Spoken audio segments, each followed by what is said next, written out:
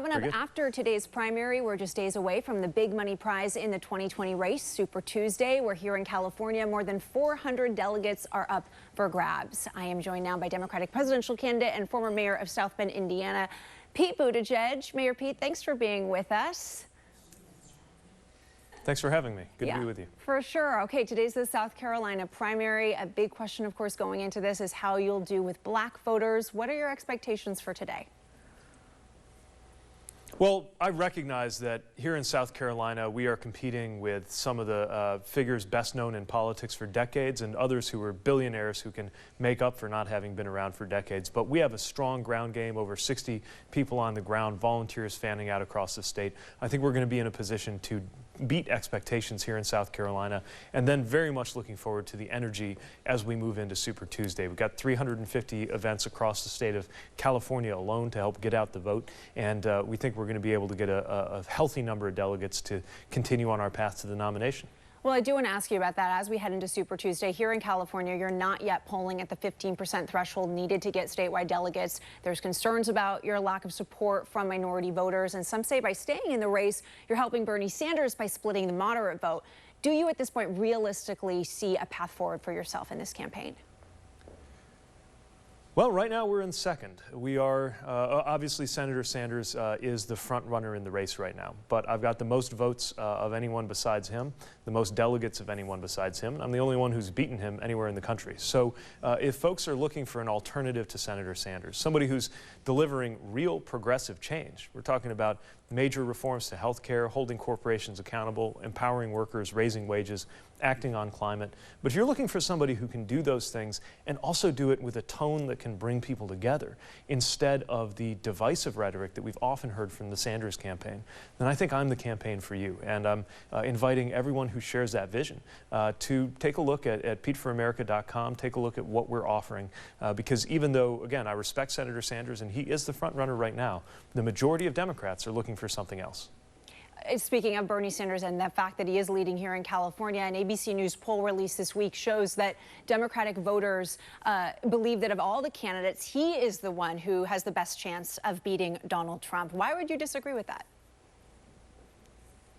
Well, I think in order to defeat Donald Trump, first of all, we got to be able to reach out to everybody. You know, one of the things that helped us win Iowa was that in the counties that famously switched from supporting President Obama to supporting Trump, we won the majority of those counties. I come from the kind of community in the heart of the so-called Rust Belt, the industrial Midwest, that this president spoke to, but that we can absolutely win back and that we must win back if we want to defeat Donald Trump. I'm also ready to have a conversation as somebody who served in uniform about what we deserve from a commander-in-chief in this country. And we deserve better than a president who not only avoided serving when it was his turn, but who has repeatedly taken actions like pardoning war criminals, punishing war heroes that demonstrate that he doesn't understand the job. You add to that the importance of having a president who can set the right tone and manage the right level of coordination dealing with global health security threats like the coronavirus. And we're going to need a very different voice than we've seen in the past in order to help prepare for these threats of the future. I'm ready to take on this president, but more than that, I'm ready to turn the page. And we've got to move on as a country from the political warfare that we've come to accept from Washington, D.C. I'm offering something different. Yeah, and about the coronavirus, moving away from the horse race for a minute, of course it is spreading here in Northern California. Let's say you're president right now, the Dow is pummeling. How would you contain the economic fallout here in the U.S.?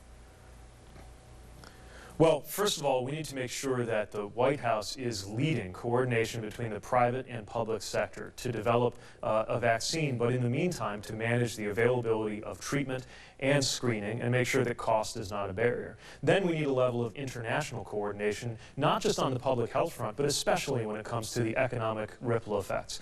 This is going to be much bigger than the issues we've already seen with threats, for example, to the supply chain from China. I'm concerned about the effects on the most vulnerable. If school is canceled, as may happen in some cases to contain the virus, what effect does that have on families who don't have access to childcare and who rely on school in some cases for nutrition? If more and more workers are being told not to come in, what happens for those who are just a few $100s away from being in total financial ruin, as so many American families are? This is going to have ripple effects that will in particular affect the most vulnerable. We're going to need presidential leadership more than ever. Last thing I'll mention, we need a president who is guided not by politics, but by science. It is downright dangerous for the president, as he did yesterday, to use the word hoax to describe what is clearly a present threat to the American people. We deserve a president who will keep us safe. All right, final last-minute pitch to California voters. Well, I'm running because our country is running out of time, and yet we have a chance right now to turn the page. In order to govern and in order to win, we've got to bring as many people into this effort with us. And my campaign has reached out not just to fellow diehard Democrats, but we've also seen independents and even some Republicans who are sick of this president willing to join that majority that will help us defeat Donald Trump. And again, I'd invite folks to go to PeteForAmerica.com, learn more about where I stand on the issues and how I believe we can finally deliver the change that we need so badly to see and absolutely must deliver, because we cannot have 4 more years under this president. All right. Tuesday will certainly be exciting. Mayor Pete Buttigieg, thank you.